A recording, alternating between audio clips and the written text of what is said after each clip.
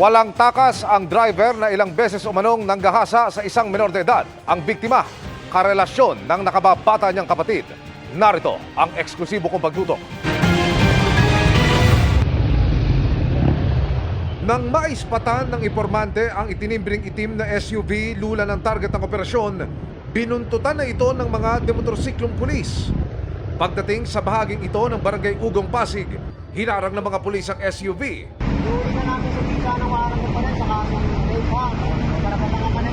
Arestado ang suspect na isang TNVS driver matapos ilang beses makalusot sa operasyon. Ayon sa pulisya, pinaghahanap ang suspect dahil sa ilang ulit umanong panggagahasa sa menor de edad na biktima na karelasyon ng kanyang nakababatang kapatid. Meron tayong dalawang magkahiwalay na insidente.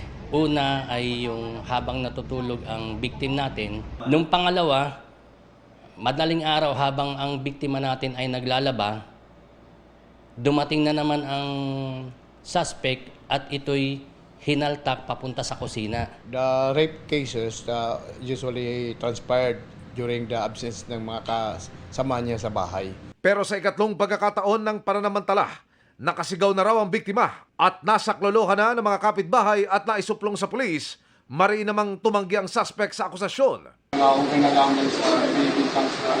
Para sa GMA Integrated News, Emil Sumangil, nakatutok 24 oras.